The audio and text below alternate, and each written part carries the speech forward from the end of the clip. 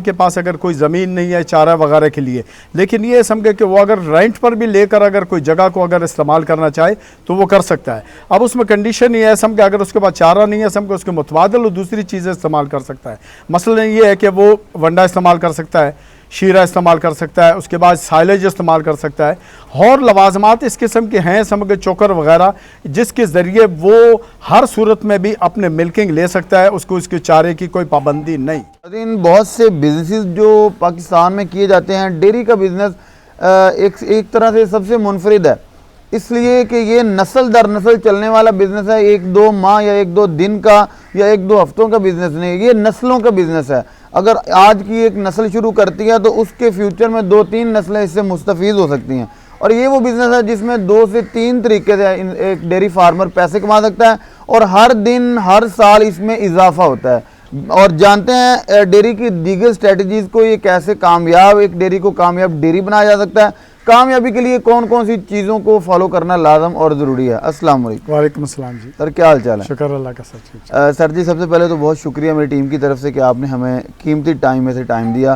Sir जी आप हमारे देखने वालों को पहले अपना तारुफ करवा दीजिए। सर गुजारिश है, मेरा नाम नासिर ख़ान है और मैं तकरीबन हमारा पीर साहब के साथ तकरीबन 10-15 साल का हमारा अरसा उनके साथ है और डेयरी फार्म को हमारे तकरीबन 5-6 साल का अरसा हो गया इस साथ। सही है। इसमें आपने डेयरी को जब शुरू किया तो जैसे कि इंपोर्टेड जानवरों से शुरू किया, या फ्रीजियन इंपोर्ट, हॉलैंड, अमेरिकन, या कि लोकल ब्रीड से शुरू किया? सर गुजारिश है समझ सबसे पहले हमें नातजुर्बाकारी के होने की वजह से हमने स्टार्ट तो लिया था फ्रीजन से, ठीक है जी, लेकिन हमें उस वक़्त इसका ये कोई सही मायने में पता नहीं था समझिए कि इसकी ब्रीड जो है वो यहाँ के मौसम को अडॉप्ट करेगी या नहीं करेगी। उसकी वजह से हमारे पास उस वक़्त इतने वसाइल नहीं थे, मसलन शावरिंग हो गई या फ़ैन वगैरह का सिस्टम था। और हमारी जो पहली वहाँ से जो शिप आया वो तकरीबन यानी अप्रैल के एंड में, मई के स्टार्ट में था, तो यहाँ के मौसम को उन्होंने अडॉप्ट नहीं किया, जिसकी वजह से सब हमारे जानवर कुछ एक्सपायर हो गए। ठीक है जी सर। उसके बाद फिर हमने आहिस्ता आहिस्ता इसको मैनेज करने की कोशिश की कि किसी तरीके से हम इनको जो है मैनेज करके इनके जो है इनके लवाजमात पूरा करें। वो फिर हमने शावरिंग सिस्टम भी कर ली, उसके बाद हमने इनके फ़ैन वगैरह वो सिस्टम कर लिया, उससे हमारा सिलसिला कुछ आगे बढ़ना शुरू हो गया। सही। और आप शुरू पे ये बता दीजिएगा कि आपने चूँकि नुकसान भी करवाया और उसके बाद फिर आप स्टेबल हुए और माशाल्लाह इस वक्त बहुत अच्छी कंडीशन पे हैं, क्या समझते हैं कि एक बंदा डेयरी फार्मर जो डेयरी में आना चाहे वो इम्पोर्टेड जानवरों से शुरू करे तो वो ज़्यादा बेनिफिट है, या कि यहीं से इम्पोर्टेड जानवरों की जो ब्रीड है वो परचेज़ कर ले? सर गुजारिश है सबका, सबसे पहले तो उसके हालात पर डिपेंड करता है, ठीक है जी, कि वो इस चीज़ को किस हद तक ले जा सकता है या किस हद तक उसकी गुंजाइश है।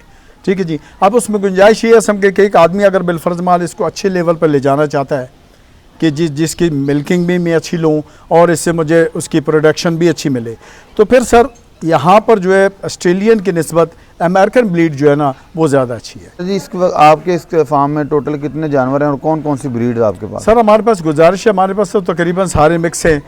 मिक्स में उसमें हमारे पास ये है कि कुछ हमारे कुर्बानी के अपने ज़ाती जानवर हैं 12-13 के करीब, ठीक है जी, वो पीर साहब हर साल कुर्बानी करते हैं, ठीक है जी। कुछ हमारे पास से भैंसें वगैरह भी हैं अलहदा, कुछ हमारे पास से अपनी क्रॉस वच्छियाँ जो हैं जो हम अपनी ख़ुद ब्लीड तैयार कर रहे हैं वो हमारे 17-18 के करीब हैं। बाकी हमारी 14-15 जो हैं वो हैं इस वक्त ड्राई मिल्किंग पे।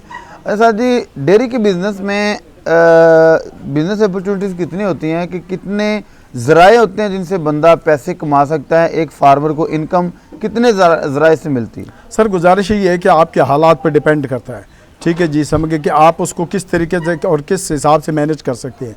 अगर तो आपके पास लवाजमात साहब हैं, मसलन जैसे इनकी खुराक है, चारा हो गया, चारे के बाद उसके बाद दूसरे नंबर पर मेन आइटम जो है उसे साइलेज कहते हैं जो इनकी दूध की मिकदार को पैदावार को बढ़ाने के लिए।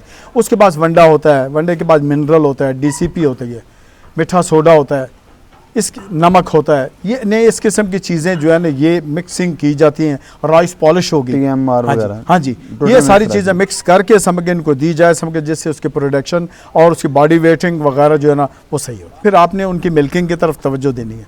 आप अगर उसकी मिल्किंग की इतनी प्रोडक्शन देने के बाद, इतनी उनकी खुराक देने के बाद कम अज़ कम 12 लीटर से कम अगर दूध अगर आपको वो अगर एनिमल अगर देगा तो फिर आप लॉस की सिलसिले में, फिर आप लॉस में जाएंगे।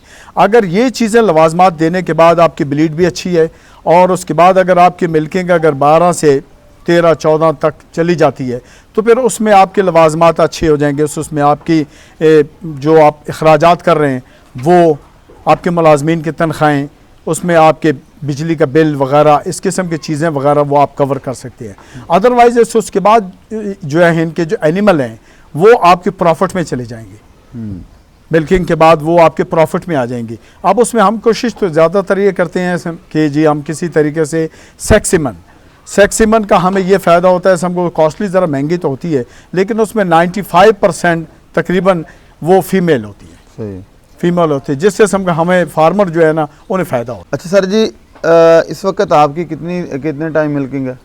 हमारी 2 टाइम सर। 2 टाइम है जी जी। और रिकॉर्ड में अगर एवरेज निकाली जाए तो पर जानवर जो इसको मिल्किंग पे कितना परसेंट मिल्क एक टाइम दे रहा है? सर उसमें गुजारिश है समझ हमारा तकरीबन आजकल मौसम भी ज़रा गर्म है, गर्मी के मौसम में आपको पता है ज़रा मिल्किंग थोड़ी कम हो जाती है, लेकिन उसके बावजूद हमारी 200 सवा 200 लीटर वो जो है हमारी मतलब जो है ना एक दिन की मिल्किंग है जी। अब गोबर के लिए ये है कि हमारे पास एक गोबर प्लांट है बायोगैस का, जो हमारी जो है यहाँ की गैस वगैरह जो है ना जो जिससे हम अपने दूसरे कामों के लिए किचन वगैरह के लिए हम यूज़ करते हैं, अपनी खाद बनाते हैं और फिर वो बकिया जात जो फिर खाद की सूरत में वो यूज़ हो जाता है जी। वो खाद में जो हमारे जो फसलें वगैरह है समझे जो चारा वगैरह उनके। और सर बहुत से पाकिस्तान के तूलो अर्ज़ में बहुत से वंडों की जो कंपनीज़ हैं, हमारे इधर ज़्यादा चलने वाला मैक्सिम जो वंडा है, इसकी प्रोडक्शन और इसकी रिज़ल्ट के वाले से आप क्या कहेंगे? सर इसके रिज़ल्ट के हिसाब से ये समझे एक तो मल्टीनेशनल कंपनी है, फिर इसकी ये है कि इसके रिज़ल्ट हमें अच्छे आए। अब दूसरे बार बार तब्दील करने से बेहतर है समझे इस पर। बहुत से वंडों के बारे में पूछा जाता है तो बड़े नेगेटिव रिमार्क्स आते हैं, तो इसलिए मैंने इस वंडे के वाले से इसको सर हमने शुरू से हमने ये यूज़ किया समझ, और एक जानवर पर हमने ट्रायल करने के बाद भी हमें यही महसूस हुआ कि हमारे जानवर जो है समझ उसमें मिल्किंग भी उसकी सही हो रही है और टाइम पर वो प्रेग्नेंट भी जो है ना वो सही हो जाती है। गुजारिश ये समझ कि गर्मी के मौसम में तो अच्छे से अच्छे जानवर में दूध कम कर देता है, ठीक है जी, लेकिन ये आपकी खुराक पर डिपेंड करता है कि खुराक को अगर आप तो अच्छी से अच्छी दे रहे होंगे, अब आपसे अच्छा तो कोई नहीं ना सोच सकता कि आप माठी खुराक दे रहे हैं। जी, अगर आपको खुराक को अगर आपने उसी तरीके से मेंटेन रखना है समझ तो फिर तो आप मिल्क उसको उसी तरह से लेते रहेंगे। अगर उसमें खुराक को अगर आपने किसी तरीके से किसी लेवल पर भी अगर कम किया, मसलन सैलेज की सूरत में या किसी में भी कर दी, तो लाजमन से उसको उसके कुछ ना कुछ जो है वो नेगेटिव चीज़ें तो आएंगी। तो 200 लीटर आपने कहा डेली की प्रोडक्शन है जी, 200-225 तकरीबन। ये अपना यूज़ करने वाला दूध इसके अलावा अपना जो यहाँ पे यूज़ होता है वो निकाल के या कि टोटल प्रोडक्शन यही है? टोटल और रेट आपका 80-80 रुपये लग रहा है तकरीबन? हाँ 80 के करीब चीज़। सही है। अच्छा सर जी, यहाँ पे एक बड़ा अहम सवाल करूँगा कि मौसमी डिजीज़ कौन सी हैं जो इन जानवरों को मुतासर करती हैं और उनके लिए सद्देबाब आपके पास क्या होता है? सर गुजारिश है समझे कि मौसम के हिसाब के मुताबिक तो देखा जाए कि इस दफ़ा तो अप्रैल में भी गर्मी बहुत ज़्यादा शुरू हो गई थी। अब अप्रैल में भी हमने समझ शावरिंग सिस्टम शुरू कर दी थी जी, शावरिंग शुरू कर दी थी, पंखे वगैरह हमने। सबसे बड़ी रिक्वायरमेंट्स जो डेयरी में सबसे बड़ी रिक्वायरमेंट्स और अहम जो रीढ़ की हड्डी की मानिंद हो, आप उंगलियों में गिनवा सकें, वो बताइएगा। सर उसमें गुजारिश है समझ कि उसके मौसम के हिसाब के मुताबिक अब उसमें ये है कि जैसे इनके पानी है, शावरिंग हो गई, शावरिंग है, छत साया हो गया जी, साया हो गया, उसके बाद समझ से इनके जी फैन हो गई, फैन हाँ जी, फैन होने के बाद हाँ जी फैन हो गई। इसके बाद कंडीशन ये है कि अगर आपकी खुराक अगर आप गर्म अगर दे रहे हैं समझो उसके जो फिर वाटर अगर वो इस्तेमाल करेंगे उसमें फिर हम शीरा इस्तेमाल करते हैं, शीरा इस्तेमाल करते हैं जानवर की और मौसम की कंडीशन को सामने रख के, जी मौसम को रखते हुए, ठीक है जी, वो इस्तेमाल कर लेते हैं, ग्लूकोज इस्तेमाल कर लेते हैं। शक्कर इस्तेमाल कर लेते हैं, ताकि इस हिसाब से समझ के उनको तकरीबन उनको जो है ना वो जो हीटिंग वाला सर सिस्टम है जी, वो मिक्स ब्रीड के तौर पे एक जानवर को एनवायरनमेंट कैसा चाहिए, और सारे का सारा इंपोर्टेड अगर जानवर है तो इन दोनों के एनवायरनमेंट में भी फ़र्क होगा? सर गुजारिश है समझ, आप ब्लीड तो ब्राज़ील की भी आ गई है, इसलिए कि ब्राज़ील में तो बहुत ज़्यादा गर्मी पड़ती है। अब वो ब्लीड भी हमारे तकरीबन यहाँ इलाकों में आ गई हैं, और वो तो बेतहाशा गर्म इलाका है और यहाँ की गर्मी को अडॉप्ट कर रही हैं। जी सर, बहुत शुक्रिया, आपने हमारे व्यूवर्स को बड़ी अच्छी तरह गाइड किया और बहुत अच्छी इन्फॉर्मेशन दी। जी तो व्यूवर्स, इसके साथ ही अपने मेज़बान हाफिज़ काम को दीजिए इजाज़त। नई वीडियो में मिलेंगे, तब तक के लिए अल्लाह ने के बाद।